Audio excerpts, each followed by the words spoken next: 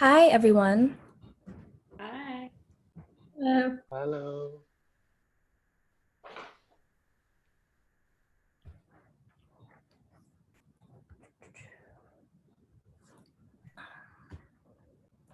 Is everybody unmuted? Yes. Great. Oh, can you hear me? Yes, I can hear you. Good. Great. Good stuff. Okay, I think we'll kick things off. Hi, everybody, and welcome to the inaugural event of a series presented by Observer called Business of Art Online. My name is Helen Holmes, and I'm a reporter with Observer covering the art market, creative labor, and cultural institutions, but lately a lot of my beat has focused around how the art world is being affected by the pandemic. You might already know that Observer hosts a half-day conference for arts professionals annually in New York called Business of Art Observed. But in light of the global pandemic, we at Observer feel a sense of duty and responsibility to our community in the arts to act as a platform to not only discuss the most pressing current issues facing our industry, but also to educate ourselves and others on critical business practices that could mitigate the impact of the disruption due to the pandemic. So for those of you in our virtual audience, you can submit your questions via the Q&A option you see on the bottom of the screen, and those questions will be visible to me as the moderator, and we'll get to as many questions as we can along the way, but I'll also leave some time at the end for questions. And just to say a little bit about this webinar, it's the first in the series because as the community and we rebound from the initial blow of the global pandemic, we have to address short-term concerns first, which are revenue generation and sustainability. So for galleries, online exhibitions have been the most immediate solution to sort of minimize this disruption. And the idea for this session came about because in light of the impact of this global pandemic, we noticed that the terms online exhibition and viewing room seem to be used interchangeably without a distinction, which might be problematic. So we're going to get into all those distinctions and many more topics over the course of this webinar today. So just to introduce our panelists, today I'm joined by Mattis Curth, who's the CEO of Artland, Nana Spears, who's the co-founder and creative director of Fort Makers in New York City, and Kelly Cornell, who's the director of the Dallas Art Fair. And each of our panelists is using online exhibitions in unique ways. I recently did an interview with Mattis, who has developed his own web platform for hosting digital collections. Nana has been translating Fort Makers exhibitions to an online format for the first time for like digital exhibitions.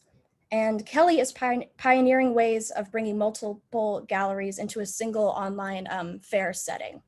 So I would just like to kick things off with a question for Mattis. And the question is, what was the landscape of your part of the arts industry like before the pandemic, and how has this new situation changed things for you? Sure. So great to be a part of it. First of all, I would say that, of course, COVID-19 have changed a lot. If we look before the pandemic, a lot of the galleries around the world were using digital tools for them to try to reach especially the younger audience online. Mm-hmm. And with the pandemic, of course, it has changed. The urgency of these of the use of these kind of tools has changed. I don't think that you can go on a gallery's website today and not see some kind of video room or online exhibition.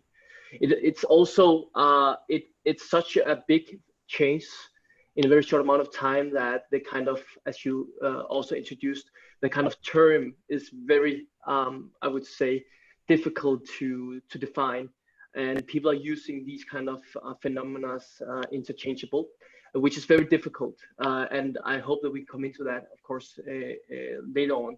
But it has changed a lot. No gallery today, after the pandemic has come, are not having an online exhibition or view room somehow. Mm-hmm. And so beforehand, you're basically saying that the primary function of putting exhibitions online was to, appeal to audiences that maybe hadn't been there before, but now it's become just an absolute necessity. Does that sound right? Exactly. I think that many galleries before, of course, they wanted to attract the younger audience through the digital tools and view rooms, online exhibitions. But of course, it was also used to attract existing customers, especially existing customers that knew the gallery's artist and the program. But it was not like most of the business of a gallery was still done through fairs, through their normal brick and mortar model, where they built close relations with the clients and buyers. But right now, of course, that has changed because it's not possible. Right. Yeah. That's a good segue into my question for Kelly, which is about the Dallas Art Fair recently moving its dates for a physical gathering to October and being postponed in the immediate future. But I would love to hear a little bit about the recent launch of Dallas Art Fair online. Yeah, so we were forced with the tough decision to postpone our fair, which we did, and then, decided to do an online viewing space. And that came just kind of out of necessity. And we have really thought about this space and thought about how we can make it user-friendly from a collector and a viewer's side, and also from the gallery side, knowing that all of our galleries are working remotely on this aspect from their homes and not in their galleries with their inventory. So the idea is to spread larger than we could ever physically spread with the physical art fair, by reaching a larger platform through our entire database, and hopefully that will grow legs and reach even more people than we could in the physical fair. Right. In that same vein of increased capacity for the fair's reach, does this also mean an increased capacity for exhibitors at the fair in terms of the amount that they can, essentially bring to the digital fair space? Potentially, yes. But in all my conversations with the galleries, we keep stressing that while there is no physical limit on the amount of works that they can technically upload, I think it's all about maintaining a curated presence, and right. the thought that there will be, nearly 100 galleries in the list with, a corresponding amount of artworks, even be harder to digest in a digital space. And an art fair alone in a physical realm is extremely overwhelming. So yeah, you want to maintain like some sort of boundaries still. Yeah. Speaking of that, this question's for Nana.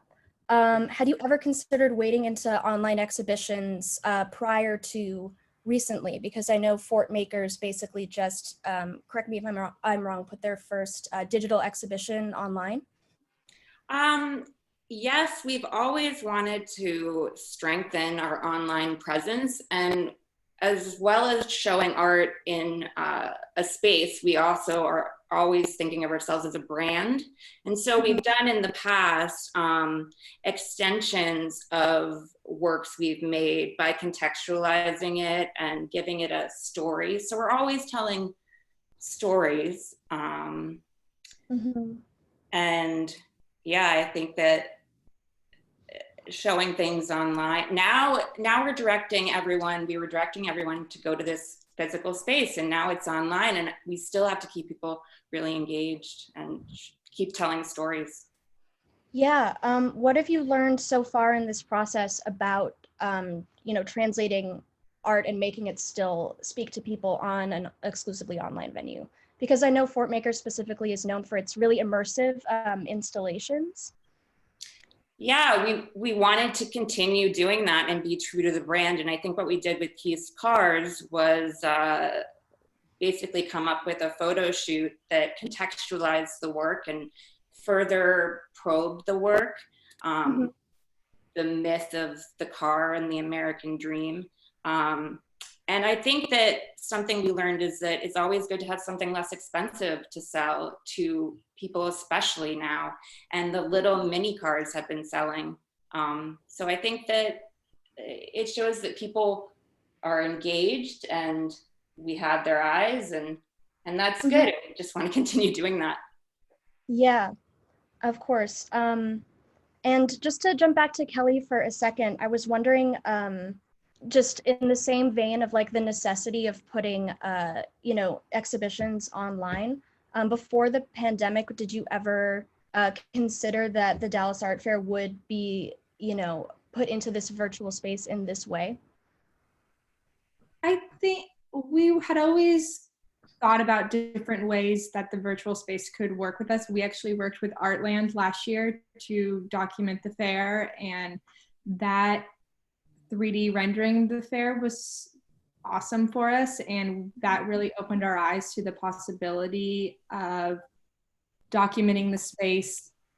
In that time, we were really thinking of it as a historical documentation to have moving forward, and so now thinking about it from the other side has been interesting. You know, I've actually had a lot of feedback too from all different sources saying that they want the term virtual viewing room, you know, I think really relates more to what Mattis is doing, and that he's actually documenting a space and it's real.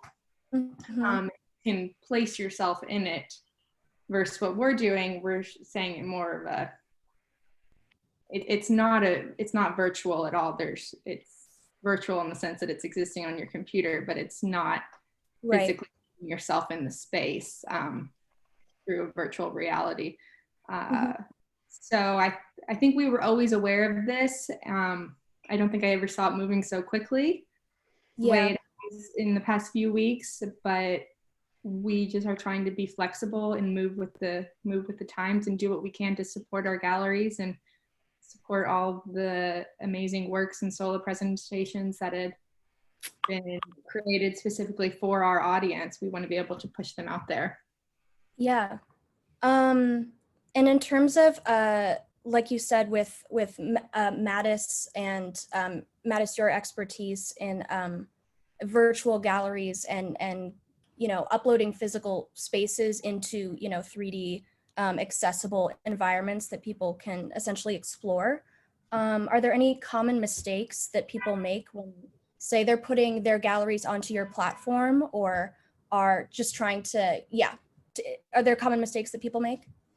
I think that right now the problem with the pandemic is that galleries need to act so quickly on the situation, which means that they also sometimes rush into solutions that don't have the quality that is necessary here.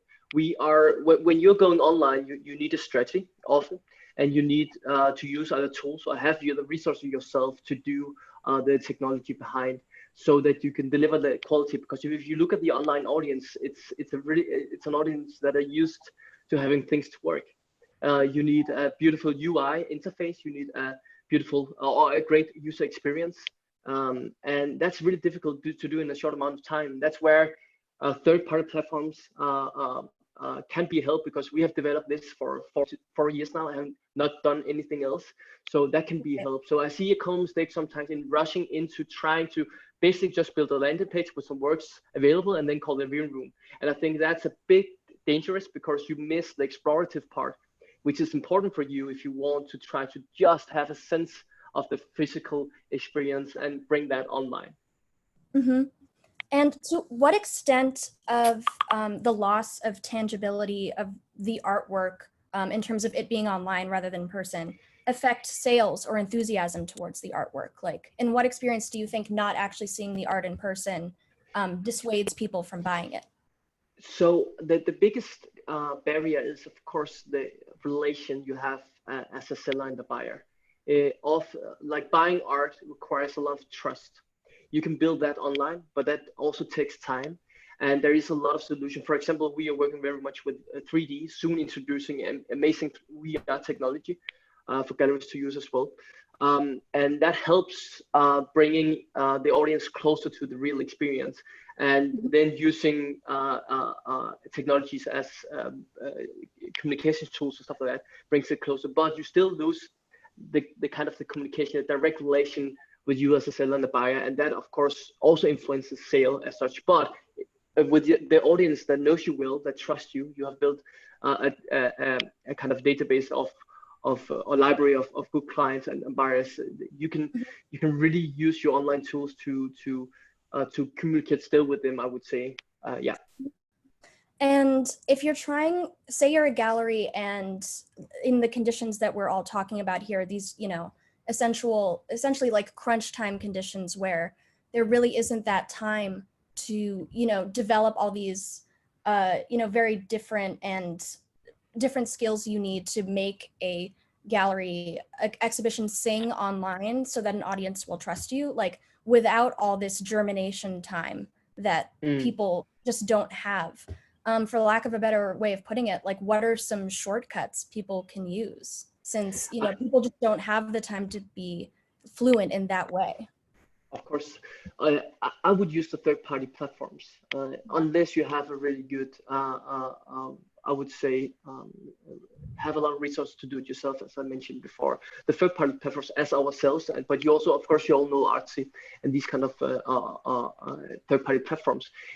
We have the technology to help the galleries, and we also have the expertise with a lot of, you know, a combination of tech people, digital marketers, and art experts. So that would be, it's very easy to get a consultancy, free consultancy session, and then you can choose to go with the platforms or not. But we have, of course, always also an existing audience you could tap into as well. So that's the shortest shortcut. Yeah. For sure. And just before I move on, just briefly, could you tell me or give me a ballpark on what sort of costs are associated with galleries, you know, using this sort of technology to put their exhibitions online in a way that draws people in? I would say that you can do it at different levels. You can get far with using under $400 a month. You can get really far, and you could use even less. So that's the kind of amount, and you can do short-term contracts that basically means that you don't have a big risk to hire some kind of web agency or whatever you need to do to build it yourself. Got it. Thank you so much. And this question is for all the panelists, and I also do want to add, I don't think I said this earlier, you know, you can feel free to talk to each other or respond to each other if you know, the mood strikes. Just in a general sense. Oh yeah. I think rather than just thinking about a virtual space, we can start brainstorming about different ways of viewing art, which has always been really interesting to me. And I feel like you can do it at all different costs. Like if you look at zines in the art world, that's a really low cost. That's very effective and cool and engaging. And I feel like with this new platform, we're going to see a lot more content, not of it all of it good, but I think it'll bring us to new ways of telling art and telling the story, showing art. Yeah, that's definitely something I was going to address, just in terms of like new ways for spaces and businesses to do outreach, right? Especially, you know, if physical materials aren't going to be that safe to exchange in the near future, maybe a gallery puts out a podcast, or like, you know, any other, you know, other types of ways of engaging with an audience, or that sort of thing. Let me just see. And I guess just on a more technical level, for Kelly, we were talking about this a little bit the other day, just in, you know, the dress rehearsal. You were telling me a little bit about like the technical back end stuff that's going into putting together the online version of the fair. Could you tell me a little bit about the construction and organization of the online fair? Yeah, so we have a great web developer that we've used for a while now, and are very thankful for him in this time. We knew it just had to be clean and simple and straightforward for all users to use. We didn't want it to be password restricted for, you know, once it's live. and it had to have a time frame. You know, I think we can get into the whole issue of everything's urgent right now, but we still want to create a moment in time with this. I mean, personally, I'm much more involved in the technical aspect than I ever thought I would be, but we at the fair, we have a super small team anyway, so we're all very involved in many aspects. And I think the back end of it, dealing with the galleries, it's trial and error right now, and we're going with the flow and figuring it out as we develop it. And then we'll be able to view it for a few days from the front end before it goes live to make sure that it's seamless for a viewer. And what sort of things are you hearing from your galleries and your exhibitors about what they need from you guys as the organizers? They need to be able to show multiple points of views of an artwork, you know, multiple detail shots. The one thing that I'm highly aware of and trying to find a solution to is, you know, most of an art fair and moments in a gallery are relationship based, and like Mattis said, to that trust that's formed when you're buying a piece of artwork, and just the narrative when you become invested in an artwork personally, emotionally, financially. It normally comes with a narrative aspect where you're becoming friends, starting a relationship with a gallerist, with an artist. And those are all really important things that happen at an art fair, where it can be intimate but large at the same time.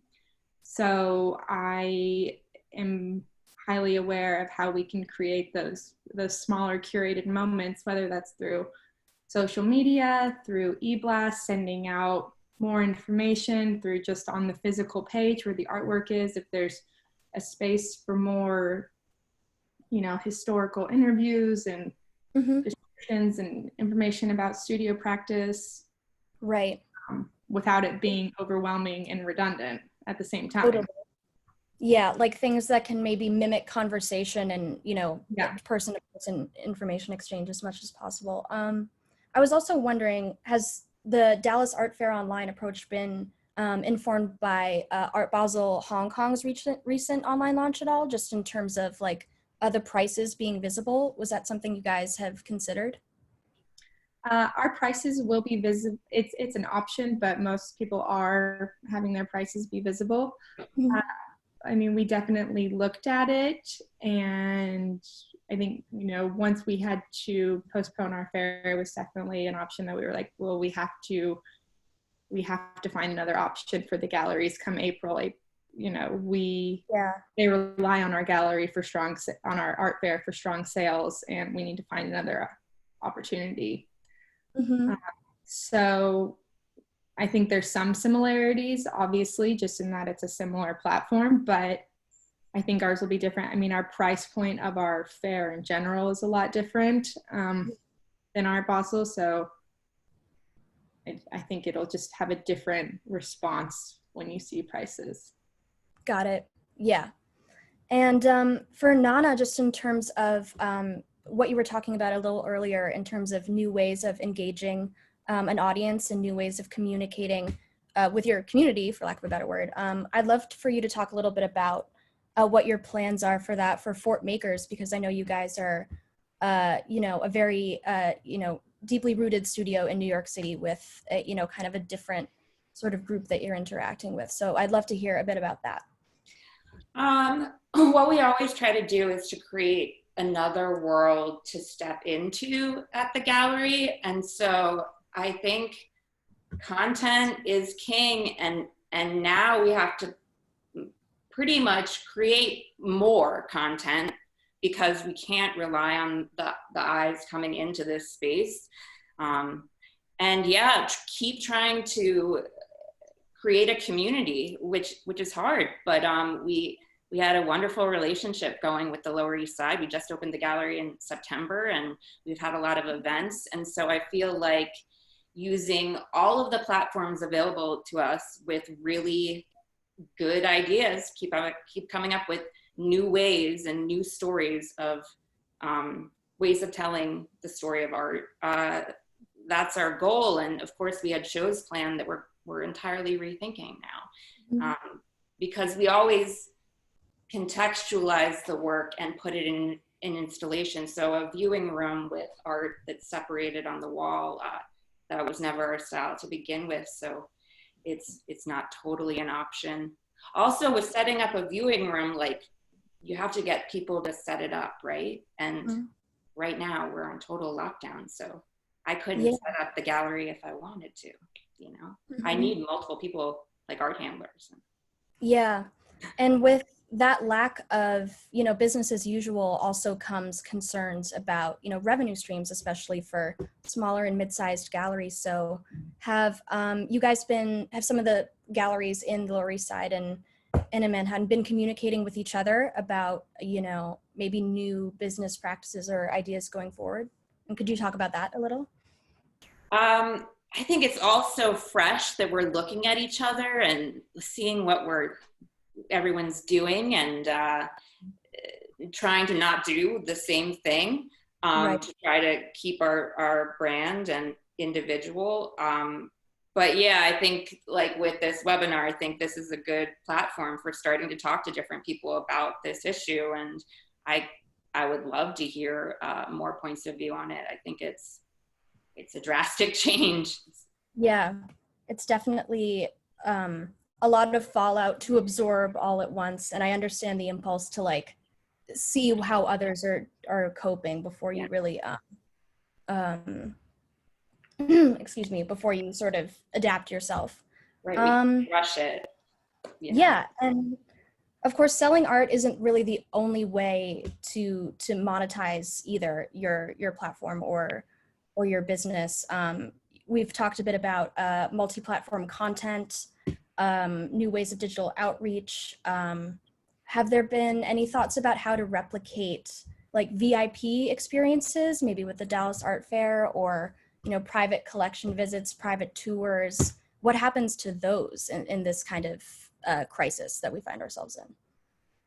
Right, from the fair's perspective, you know, we're right now in the moment of trying to just save the physical fair, and through this online fair, I think all of the ancillary events that really make the Dallas Art Fair the Dallas Art Fair, we're kind of on pause right now for the moment. We're definitely in conversation with all of our partners and all of the collectors in town, and through the online portal we are, you know, making sure that everyone is highly aware of it, and we made the decision to not do a VIP preview day or a couple days with the online portal, just because we felt like more was more in this moment.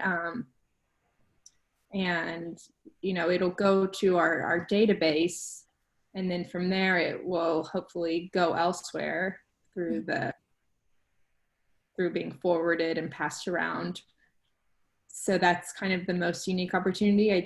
We kept thinking back and forth about the exclusivity aspect of it and was it worth it? You know, we really think of ourselves as a pretty inclusive fair, and that our community is very supportive of. And that was in the end the decision. And also just feedback from galleries that participated in Basel, Hong Kong. They said that they felt like the VIP days didn't provide them anything extra. So that feedback, I just kind of decided to say more is more. Open everyone. Yeah, it's one of the very interesting subjects, right? Because right now, one of the things that has also always been like very opposite things is online access and then exclusivity. Often online or increase in online activity often means more transparency and more accessibility. And I think it's for sure a trend we will see more of. And I think that Art Basel also had the preview, and I think we will see a lot of that still. And I think there is also really good opportunities here for galleries, fairs, etc., to bring specific special experiences that could be to a certain audience. But I think that we will see more and more also from the audience, an online audience requires access and transparency. I'm not sure if you have tried to browse through stuff where you can't get the full information. You are sitting behind your screen and you're almost throwing that away. And I think that kind of situation is something that everyone will feel more of doing more online. Mm-hmm. And sort of talking about that a bit more, could you talk, all panelists could address briefly the difference between maybe an online exhibition or a virtual viewing room, because I think that gets right into that question of exclusivity versus transparency. Yeah. Yep. Maybe I could start there. I think it's important actually to understand the history of this. The viewing rooms was something that originally was defined by, I would say, Goshen Schwerner, really, beginning of 2019, where they introduced online viewing rooms in close to some of their fair participation. And Goshen did it through a view on wall feature, so you could see the work on the wall, whereas Schwerner chose to take the viewing room into a more explorative version where you were able to have multi or different kind of content within it. So that's the kind of origin, and that's why it hasn't really had a very specific definition. But I would say a viewing room is normally what we see, because we offer it ourselves. That's the view on wall feature that we focus on there. But viewing room are more aesthetic and more explorative, whereas online exhibition is more a physical exhibition, but with the same kind of information. There's a press release, there's a description, there's available works, and a cover image. So just to be very concrete, I think that's at least what we see right now as a distinction. Mm-hmm.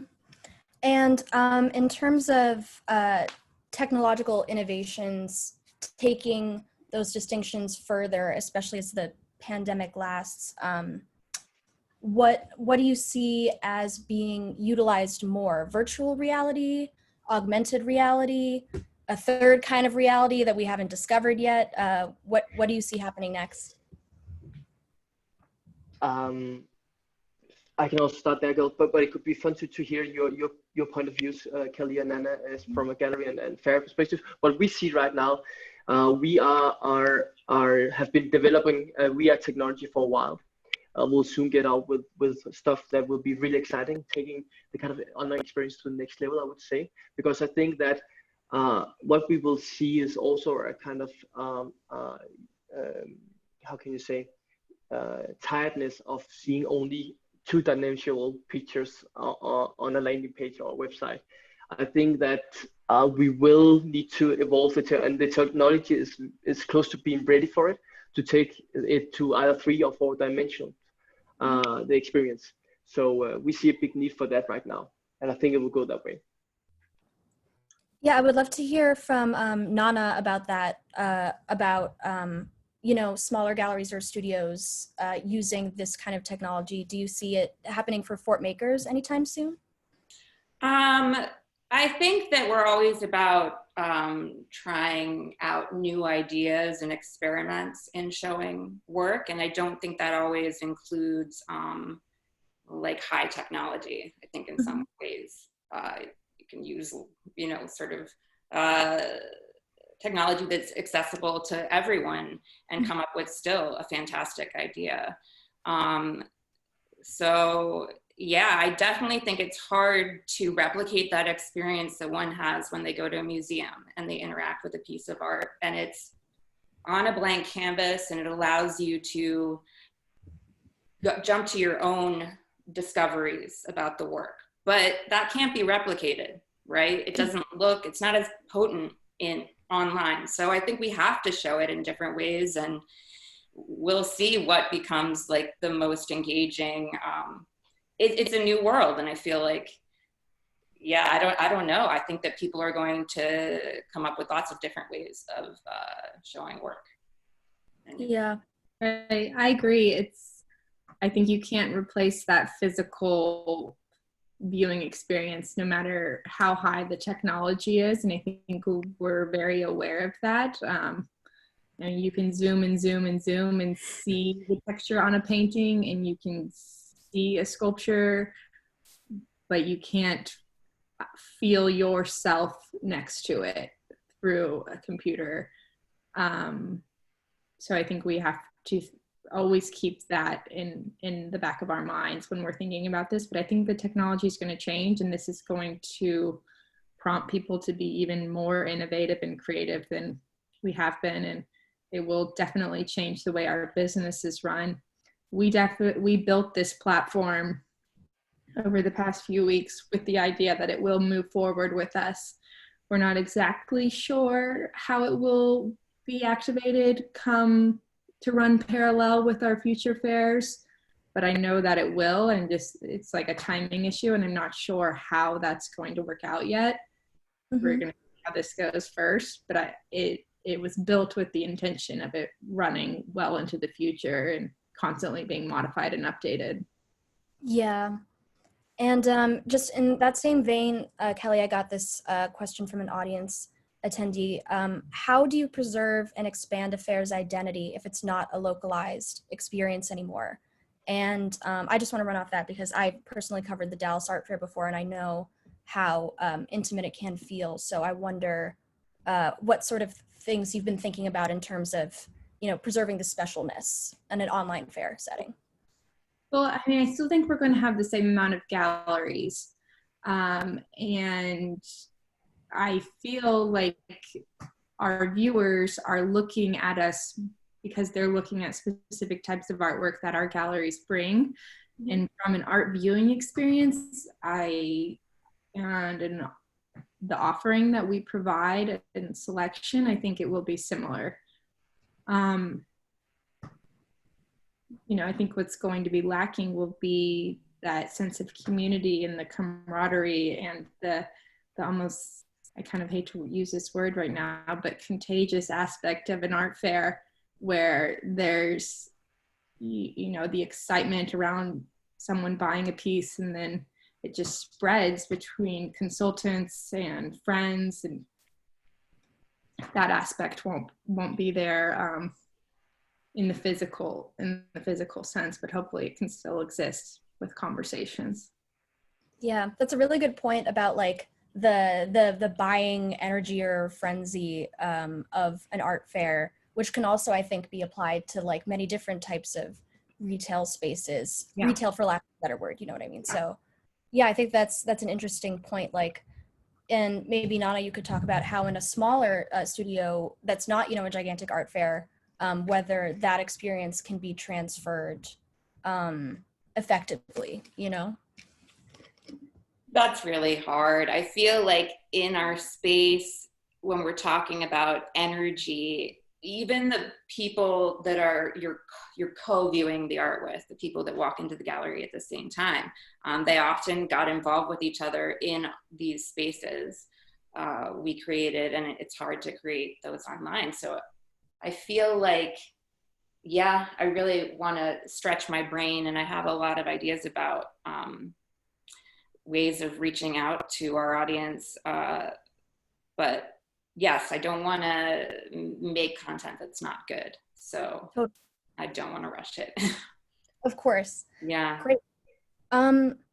Awesome. Well, as we're coasting into the final-ish 5 minutes here, I just want to go back through the Q&A a bit and pull out some stuff. Let's see. Here's an audience question. I work in communications for a mid-sized art museum. We have a team of knowledgeable curators in many subjects. How can we use their skills right now? I keep seeing things about virtual Q&As with curators, but do you have any ideas, thoughts beyond that? Thank you. So that's, an open question for everybody. How can curators maybe be utilized right now? I mean, I think a Q&A is a great opportunity. I think if they're able to, I think sharing other shows that they think are well curated, I think that's a hard one. I think studio visits with artists is a great approach now to creating an intimate space for a viewer, like giving them more information about the artist. And I feel like at this point in time, the silver lining is that there are all these artists that are dying to stay active, stay creative. And sometimes people make their best work in pressure cooker situations. So I feel like we need to capture that energy. And yeah, I think with Fort Makers, I'll be working with a lot more artists in a way to create this online content. So I think that'll be a good thing. Great. Yeah. I think I've seen a ton of galleries too doing very interesting, you know, studio visits with the artists in their studios or homes right now, and I think it shows a much more intimate aspect than we're used to seeing. That's great. And I think that people are very forgivable, if you can say that. In this moment, people are just so happy for people to try using different channels. You use Instagram Live, you use Zoom, as we do here for Q&A. Like whatever you do right now that can actually make people feel that you get a little bit closer to them. I think that's just the key. Like it's doing and using the channel that is available for you, and just try it out, because people are very forgivable in the moment. We can see that. And I've got a question from a New York gallery. Can you ask what makes an online viewing room better than a PDF or just, you know, a list? Is it worth it, is the question. That's a really good question. I'm not sure if you have had any experiences, Nana. I would say it really depends on the kind of technology you have available in terms of the viewing room. The viewing room can be more experience-based. You can put more different kind of content within it. You can get the chance to tell more behind using media as video, audio, all those kind of things. One thing that we also help our galleries with and also look much more into is the way you can track it. You can really get some insights into it that you can get through a PDF, which means that you can interact with the viewers in another way if you have the right analytics also. Gotcha. Let me see. I don't want to end on a low note, so I'm not going to. But this is sort of the second to last question, I think. Do you guys think that there will be certain aspects of the art world that will, you know, have trouble rebounding after COVID? And I know we've gotten into some of that with like the replication of personal intimacy being hard to capture. But are there any other elements, maybe, you know, smaller details that you can think about? I mean, I think there's going to be many aspects. I think if we're, you know, not allowed to have gatherings of more than 50 people for the foreseeable future, that's going to change the way a gallery opening happens. That completely changes the viability of an art fair. You know, an art fair being a trade event, I think it changes a lot of things. I think there will be extreme hesitation for people moving forward to go to larger gatherings. There's a museum opening, like a concert at a museum. I think it's just you know, it's going to leave such a large impression on all of us as human beings that the way we interact will be so different. But I also think that this is such a time of hopefully creativity that we can find ways to push through it. And I think that there will be some amazing art that comes out of this. And that's, you know, what we can hope for, I think, is that really strong work will be made, and it will be powerful to all of us that, you know, we've all lived through this together. And that's the best way that artists can help, you know, fairs and platforms and institutions and galleries, right? Like artists can continue to contribute and make the work that they make and just not stop. Does that sound right? Yeah. Great. You can give them a bigger voice too, you know, you can really start questioning them in a different way, possibly in a more intimate way. I think that that's a cool approach, because if you're not going to have that response to the art in person, that intimate response, what is going to draw you in? And I think it's a new situation that we're going to learn more as we push through it. Yeah, and that's why, you know, I think conversations like these are so valuable, because we're all just truly figuring this stuff out in real time. So I just wanted to, as the webinar comes to a close, really thank Mattis, Kelly, and Nana for joining us for this inaugural Business of Art Online webinar. And yeah, I just wanted to say thank you for lending your voice and your experience, and thank you for your time.